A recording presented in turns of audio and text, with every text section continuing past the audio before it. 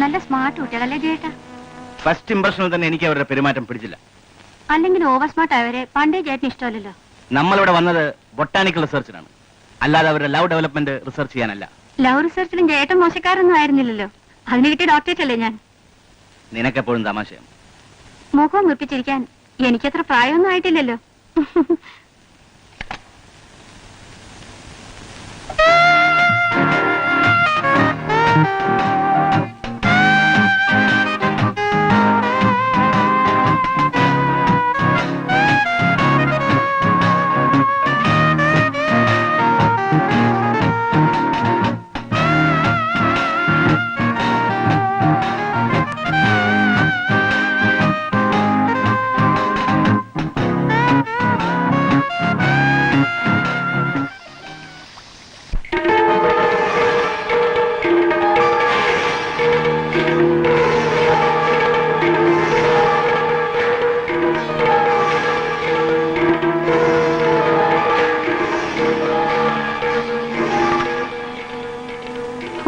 എന്തൊരു തണുപ്പ്.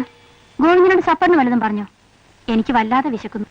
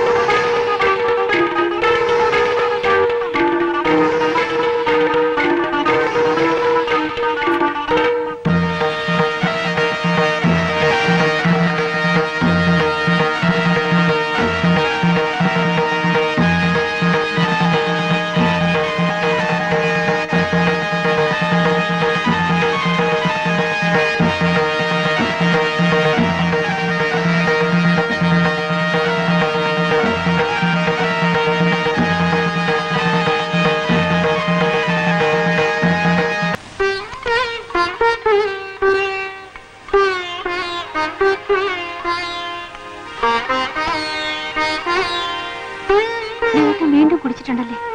I am sorry Malathi, നിന്നെ വേദനിപ്പിക്കാനല്ല. എനിക്കെല്ലാം മറക്കണം, എല്ലാം. അതിനിങ്ങനെ കുടിക്കാൻ ഇവിടെ എന്തുണ്ടായി? 4 വർഷങ്ങൾക്ക് മുമ്പ് മടക്കി വെച്ചതാണ് നമ്മൾ ആ അധ്യായം.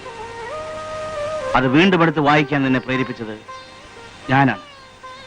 ലീവ് ഇറ്റ് ചേട്ടാ, ഞാനത് മറന്നു കഴിഞ്ഞു. No, never. നിനക്കത് മറക്കാനാവില്ല. നീ മറക്കാൻ ശ്രമിച്ചാലും നിന്നിലെ സ്ത്രീക്കതാവില്ല മാലതി. I know that. ഭാര്യ ഭർത്താക്കന്മാരായിട്ട് 4 വർഷങ്ങളെ ആയല്ലുവെങ്കിലും അതിനെത്രയോ മുമ്പ് മനസ്സ് പങ്കുവെച്ചവരാണെന്ന ഒരു ദിവസമെങ്കിലും ഞാൻ അകന്നു നിന്നിട്ടുണ്ടോ? മുഖം കറുത്തൊരു വാക്കെങ്കിലും ഞാൻ പറഞ്ഞിട്ടുണ്ടോ? എന്നിട്ടും ജയേട്ടൻ. നിന്നെ ഞാൻ വഞ്ചിക്കുകയായിരുന്നു. എന്റെ വീക്ക് പോയിന്റ് മനസ്സിലായപ്പോൾ നിന്റെ വികാരങ്ങളെ മാനിക്കാൻ ഞാൻ തയ്യാറായില്ല. പകരം നീ എനിക്ക് നഷ്ടമായാലോ എന്ന ഭയത്താൽ നിന്നെ കൂടുതൽ കൂടുതൽ സ്നേഹിക്കുകയായിരുന്നു. That's my selfishness. പക്ഷെ നീ എനിക്ക് നഷ്ടമായാൽ നോ, നെവർ. എനിക്കത് ആലോചിക്കാൻ കൂടി വയ്യ. എന്തിനിങ്ങനെ വരീഡാവുന്നു? വിവാഹ ദിവസം തന്നെ ഒരു ആക്സിഡന്റിൽ എന്റെ ഭർത്താവിന് ഇങ്ങനെ ഒരു വൈകല്യം സംഭവിച്ചാൽ ഭാര്യയായ ഞാനിത് സഹിക്കണ്ടേ, ക്ഷമിക്കണ്ടേ? മാലതി, ബോട്ടണിയുടെ തടിച്ച പുസ്തകങ്ങളുടെ താളുകളിലൂടെ എന്റെ ദുഃഖങ്ങൾ മറക്കാൻ ശ്രമിക്കുകയായിരുന്നു ഞാൻ. പക്ഷേ ചേട്ടാ, ചേട്ടൻ എന്നെ വെറുത്താലും എനിക്ക് ചേട്ടനെ വെറുക്കാനാവില്ല. I want you and your love. I love you. I love you so much.